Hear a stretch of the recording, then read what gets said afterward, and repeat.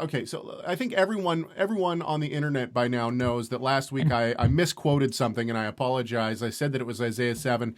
It's not. I had a question about that. No, Caleb. Yeah, I know. You do not receive correction well. I know. Well, it actually is Isaiah 7. No, it's not. Those people don't. I'm kidding. Okay, so let's read. John put probably the most concise email together. However, we got several of them. There was about 5 people that emailed and said, no, you got the passage wrong. You all were right. I kind of had a feeling that it wasn't that passage because anyway. So this is what John says. John says the final mem topic is from Isaiah 9, 6 through 7. Now, I brought this up to try to show that the rabbi who wrote the article, let me catch everybody up. There was a rabbi who wrote an article that was put on Aish.com. And the article was titled, Why Jews Don't Believe in Jesus, which the title, from the very beginning, he's wrong. Plenty of Jews believe that Jesus is the Messiah, not the point. So within this, he was trying to show that Christians misinterpret scriptures in order to get Yeshua to be the Messiah. And one of the places that brings up is Isaiah 7, where it says that a sign will be given, a virgin will give birth, and he says, no, the word isn't virgin there.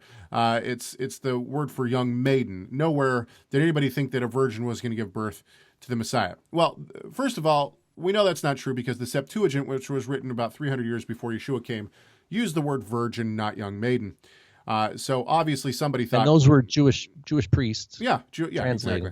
And educated Jews. So right there we know he's off. Second of all, there's plenty of rabbinical evidence, rabbis saying that the Messiah would be born to a virgin.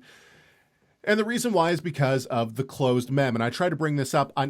Once again, I apologize. I gave you the wrong reference. It wasn't in Isaiah 7. However, the point still stands. Let's read what John has to say. He says, the final mem topic is from Isaiah 9, 6 through 7, in connection with the Pele Yoetz El Gibor Avi Ad Sar Shalom Lemor Bey of the increase. In verse 7 contains the final mem. He's correct on this, but I wonder, why would this be significant for Messianics?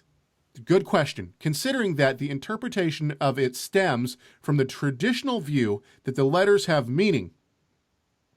That's not exactly true.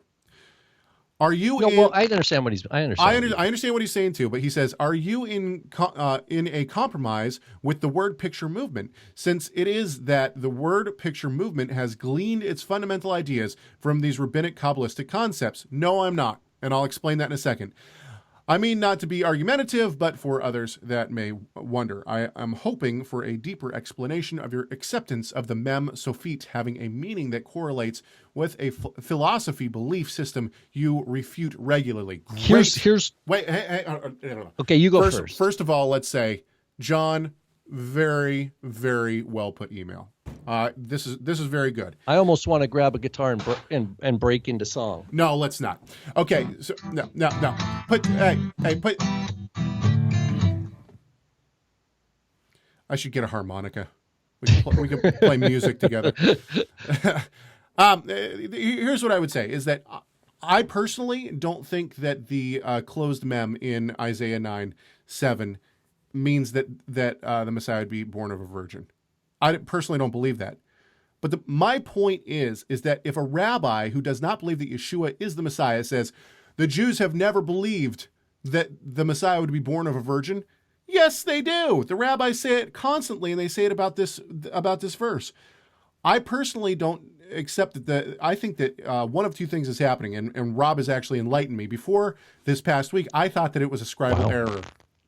So the point is that it when it comes to okay, so one of two things is happening here.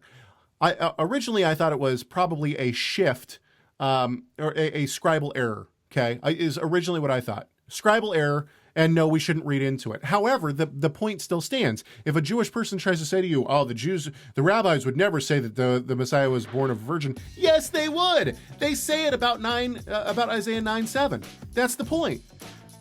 Whether or not they're right or not about the closed mem has no bearing on it. The point is that they do say that the Messiah would be born of a virgin. So this rabbi who's sitting here saying, "Oh, no, Jews have never believed that the Messiah would be born of a virgin," nonsense.